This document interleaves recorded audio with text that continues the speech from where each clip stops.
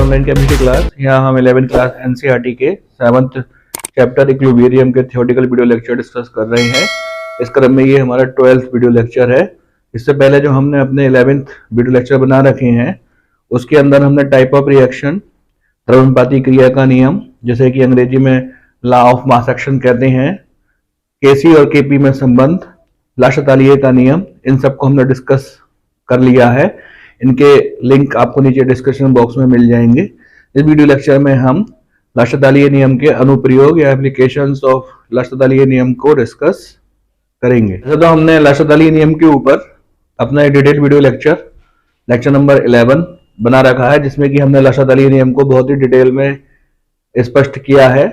इस video lecture को देखने से पहले एक बार आप हमारा 11th वीडियो लेक्चर, जिसमें कि हमने लाशतालिये नियम को डिस्कस किया है, उसको आप अवश्य देखिएगा। अगर हम इसको फिर से रिवाइज करें तो आप सामने ग्रीन बोर्ड पर लिखा हुआ देख सकते हैं।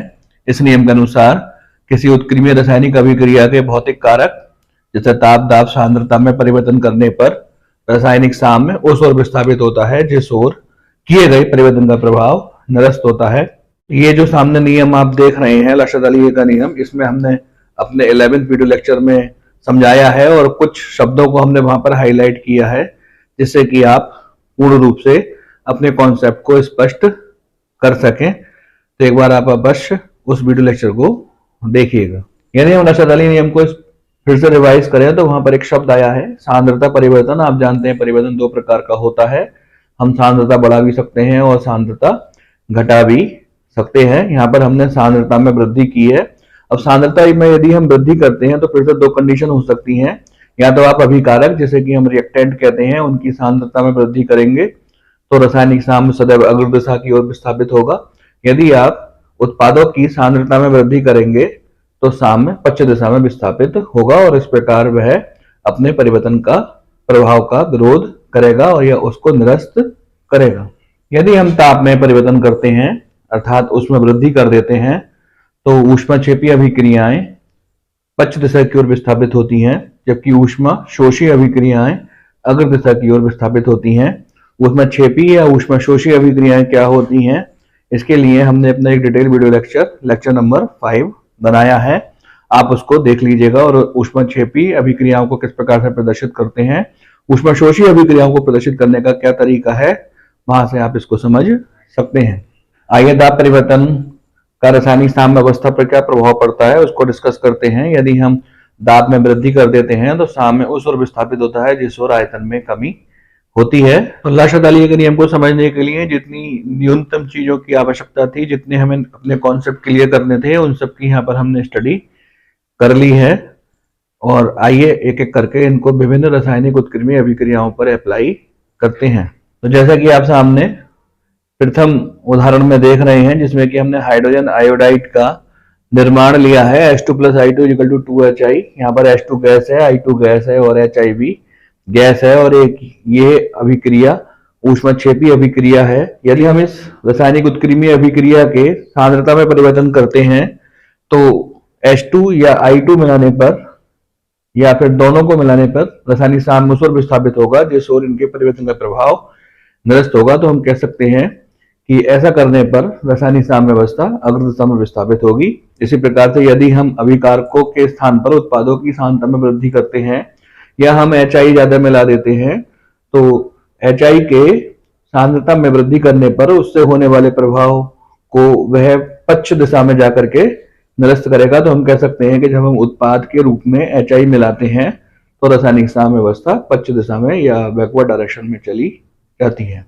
आइए उपरोक्त अभिक्रिया पर ताप परिवर्तन के प्रभाव पर रासायनिक साम्य पर क्या प्रभाव पड़ता है इसको डिस्कस करते हैं। जैसे कि आप सामने देख रहे हैं हाइड्रोजन आयोडाइड का निर्माण एक ऊष्माक्षेपी अभिक्रिया है। ऊष्माक्षेपी अभिक्रिया में जब हम ताप में वृद्धि करते हैं रासायनिक साम्य पश्चिम दिशा में विस्थापित होता है। यदि आप सामने ग्रीन बोर्ड पर देखें तो लिखा है उपरोक्त अभिक्रिया ऊष्माक्षेपी अभिक्रिया है। उपरोक्त अभिक्रिया का ताप वृद्धि करने पर साम्य पश्चिम दिशा में विस्थापित होगा।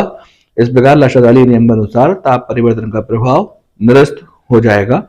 यदि हम दाब परिवर्तन की बात करें तो दाब बढ़ाने पर रासायनिक साम्य उस ओर विस्थापित होता है जिस ओर आयतन में कमी होती है। यदि आप उपरोक्त अभिक्रिया को देखें तो अग्र दिशा में भी 2 आयतन है और पश्चिम दिशा में भी दो आयतन है, अर्थात यदि हम इस रासायनिक साम्य अभिक्रिया का दाब में वृद्धि करते हैं तो साम्य पर कोई प्रभाव नहीं पड़ेगा। सामने लिखा भी है, उपरोक्त अभिक्रिया के अग्र दिशा में दो आयतन तथा पश्च दिशा में भी दो आयतन है। दाब वृद्धि करने पर रासायनिक साम्य अपरिवर्तित रहेगा, क्योंकि अष्टदलीय नियम के अनुसार दाब बढ़ाने पर रासायनिक साम्य उस ओर विस्थापित होता है जिस ओर आयतन में कमी होती है। क्योंकि दोनों ओर आयतन में कोई कमी नहीं हो रही है, दोनों ओर आयतन समान है, अतः हम कह सकते हैं कि हाइड्रोजन आयोडाइड के निर्माण पर दाब परिवर्तन का कोई प्रभाव नहीं होगा। आइए उपरोक्त अभिक्रिया जिसमें कि हमने फास्फोरस पेंटाक्लोराइड का वियोजन लिया है उस पर लाशदालीय नियम के अनुप्रयोगों का अध्ययन करते हैं। जैसे कि आप सामने देख रहे हैं कि PCl5 को जब हम गर्म करते हैं तो वह PCl3 और Cl2 में टूट जाता है और साथ ही 15,000 कैलोरी ऊष्मा अवशोषित करता है। हम कह सकते हैं कि ये एक ऊष्माशोषी अभिक्रिया है, जिसको कि हम अंग्रेजी में एंडोथर्मिक रिएक्शन कहते हैं। यदि उपरोक्त अभिक्रिया में हम अभिकारकों की सांद्रता में परिवर्तन करते हैं तो रासायनिक साम्य सदैव अग्र दिशा में विस्थापित होगा। सामने लिखा भी है, सांद्रता परिवर्तन का प्रभाव। यदि रासायनिक साम्य अवस्था पर PCl5 की सांद्रता में वृद्धि कर दे तो रासायनिक साम्य अग्र दिशा में विस्थापित होगा और इस प्रकार लाशदालीय नियम से सांद्रता परिवर्तन का प्रभाव निरस्त हो जाएगा। यदि हम सेकंड पॉइंट ताप परिवर्तन के प्रभाव की स्टडी करें तो आप देखते हैं कि ये एक ऊष्माशोषी अभिक्रिया है और ऊष्माशोषी अभिक्रियाएं ताप बढ़ाने पर सदैव अग्र दिशा में विस्थापित होती हैं। और सामने लिखा भी है, उपरोक्त अभिक्रिया ऊष्माशोषी अभिक्रिया है। उपरोक्त अभिक्रिया का ताप बढ़ाने पर रासायनिक साम्य अग्र दिशा में विस्थापित होगा और इस प्रकार लाशदालीय के नियम के अनुसार अपने ताप परिवर्तन के प्रभाव का वह विरोध करेगा और उसको निरस्त कर देगा। इसी प्रकार से यदि हम उपरोक्त अभिक्रिया में दाब का परिवर्तन करें तो आप देख सकते हैं कि अग्र दिशा में दो आयतन है और पश्च दिशा में एक आयतन है, यानी कि पश्च दिशा की ओर आयतन में कमी हो रही है और जब हम दाब में वृद्धि कर देते हैं तो रासायनिक साम्य उस ओर विस्थापित होता है जिस ओर आयतन में कमी होती है। तो हम कह सकते हैं उपरोक्त अभिक्रिया का दाब बढ़ाने पर रासायनिक साम्य पश्च दिशा में विस्थापित होगा, क्योंकि लाशदालीय नियम के अनुसार दाब बढ़ाने पर रासायनिक साम्य उस ओर विस्थापित होता है जिस ओर आयतन में कमी होती है। आइए हैबर विधि द्वारा अमोनिया के निर्माण पर लाशदालीय नियम को अप्लाई करते हैं। सामने आप देख रहे हैं, जब नाइट्रोजन का एक आयतन और हाइड्रोजन के तीन आयतन आपस में मिक्स किए जाते हैं तो अमोनिया के दो आयतन मिलते हैं और ये जो अभिक्रिया है वह ऊष्माक्षेपी अभिक्रिया है, जिसको हम अंग्रेजी में एक्सोथर्मिक रिएक्शन कहते हैं। यदि हम सांद्रता में परिवर्तन करेंगे या दाब में परिवर्तन करेंगे या आयतन में परिवर्तन करेंगे तो रासायनिक साम्य पर क्या प्रभाव होगा, आइए इसको एक एक करके स्टडी करते हैं। जैसे कि आप सामने ग्रीन बोर्ड पर देख रहे हैं, सांद्रता में परिवर्तन करने का तात्पर्य ये है कि यदि आप नाइट्रोजन को मिला दें या आप हाइड्रोजन को मिला दें या दोनों को मिला दें तो क्या प्रभाव होगा। तो जैसे कि आप सामने लिखा हुआ देख रहे हैं, जब हम नाइट्रोजन या हाइड्रोजन या दोनों को मिला देते हैं तो रासायनिक साम्य अग्र दिशा में विस्थापित होता है और इस प्रकार लाशदालीय नियम के अनुसार सांद्रता परिवर्तन का प्रभाव निरस्त हो जाता है। इसी प्रकार से यदि हम ताप में परिवर्तन कर देंगे अर्थात ताप को बढ़ा देंगे तो साम्य पश्च दिशा में विस्थापित होगा, क्योंकि आप जानते हैं ऊष्माक्षेपी अभिक्रियाओं का ताप बढ़ाने पर साम्य पश्च दिशा में विस्थापित होता है। इसको आप इस प्रकार से लिख सकते हैं, जब हम उपरोक्त अभिक्रिया के ताप में वृद्धि कर देते हैं तो रासायनिक साम्य पश्च दिशा में विस्थापित होता है और इस प्रकार लाशदालीय नियम के अनुसार अपने ताप परिवर्तन के प्रभाव का वह विरोध करता है, उसको निरस्त कर देता है। यदि हमको अमोनिया अधिक मात्रा में बनानी है तो निश्चित ही आपको ताप कम रखना होगा, जिससे कि अमोनिया हमको अधिक प्राप्त हो। इसी प्रकार से यदि हम दाब में परिवर्तन करते हैं तो दाब में परिवर्तन करने पर साम्य उस ओर विस्थापित होता है जिस ओर आयतन में कमी होती है। आप देख सकते हैं कि अग्र दिशा में दो आयतन है, जबकि पश्च दिशा में एक आयतन नाइट्रोजन का और तीन आयतन हाइड्रोजन के। इस प्रकार कुल मिलाकर के चार आयतन पश्च दिशा में है। यदि हम इस अभिक्रिया का दाब में वृद्धि कर देंगे तो रासायनिक साम्य अग्र दिशा में विस्थापित होगा। तो आप लिख सकते हैं कि उपरोक्त अभिक्रिया के दाब में वृद्धि करने पर रासायनिक साम्य अग्र दिशा में विस्थापित होगा, क्योंकि लाशदालीय नियम के अनुसार दाब बढ़ाने पर रासायनिक साम्य उस ओर विस्थापित होता है जिस ओर आयतन में कमी होती है। यदि हमको अमोनिया अधिक मात्रा में चाहिए होगी तो ताप और दाब की जो दो कंडीशंस हैं वह है निम्न ताप और उच्च दाब। ये जो क्वेश्चन है ये बहुविकल्पीय में या मल्टीपल चॉइस क्वेश्चन में आपको बहुत अधिक मिलेगा कि हैबर विधि द्वारा अमोनिया को अधिक मात्रा में प्राप्त करने की कंडीशन बताइए, परिस्थितियां बताइए।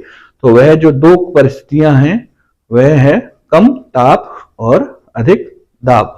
आइए नेक्स्ट रासायनिक साम्य अभिक्रिया पर लाशातालीय नियम की स्टडी करते हैं। जैसे कि आप सामने ग्रीन बोर्ड पर लिखा हुआ देख सकते हैं, नाइट्रिक ऑक्साइड का संश्लेषण reaction. Nitrogen gas oxygen gas को जब हम मिलाते हैं तो नाइट्रिक ऑक्साइड गैस बनती है और ये एक ऊष्मा शोषी अभिक्रिया है जिसको हम अंग्रेजी में एंडोथर्मिक रिएक्शन कहते हैं। इस पर लाशातालीय नियम का क्या अनुप्रयोग होगा, इसको आपको स्टडी करना है। यदि हम रासायनिक साम्यावस्था में सांद्रता में वृद्धि कर दें, अर्थात नाइट्रोजन अधिक मात्रा में मिला दें या ऑक्सीजन अधिक मात्रा में मिला दें या दोनों को अधिक मात्रा में मिला दें, तो रासायनिक साम सदैव अग्र दिशा में विस्थापित होता है। तो इसको आप लिख सकते हैं कि यदि हम उपरोक्त अभिक्रिया के अभिकारकों की सांद्रता में वृद्धि करते हैं तो रासायनिक साम अग्र दिशा में विस्थापित होगा और इस प्रकार लाशातालीय नियम के अनुसार सांद्रता परिवर्तन का प्रभाव निरस्त हो जाएगा।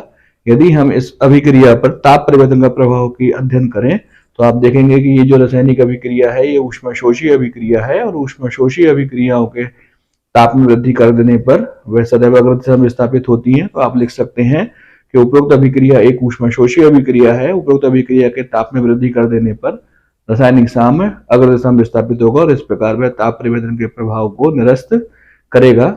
आइए ताप परिवर्तन की स्टडी करते हैं। जैसे कि आप सामने ग्रीन बोर्ड पर देख सकते हैं कि अग्र दिशा में दो आयतन है और पश्चिम दिशा में नाइट्रोजन का एक आयतन और ऑक्सीजन का एक आयतन, अर्थात इसके भी दो आयतन है। आप जानते हैं जब दाब में वृद्धि की जाती है तो साम्य उस ओर विस्थापित होता है जिस ओर आयतन में कमी होती है। क्योंकि यहाँ पे अग्र दिशा में भी दो आयतन है और पश्चिम दिशा में भी दो आयतन है, तो हम कह सकते हैं कि इस रासायनिक उत्क्रमणीय अभिक्रिया पर दाब परिवर्तन का कोई भी प्रभाव कार्य नहीं करेगा, क्योंकि अग्र दिशा में और पश्चिम दिशा में आयतन समान है। तो आप इसको इस प्रकार से लिख सकते हैं कि उपरोक्त अभिक्रिया में दाब परिवर्तन का कोई प्रभाव नहीं रहेगा, क्योंकि लाशातालीय नियम के अनुसार आप जानते हैं कि दाब परिवर्तन करने पर रासायनिक साम उस ओर विस्थापित होता है जिस ओर आयतन में कमी होती है और किसी भी ओर आयतन में यहाँ पर कमी नहीं हो रही है।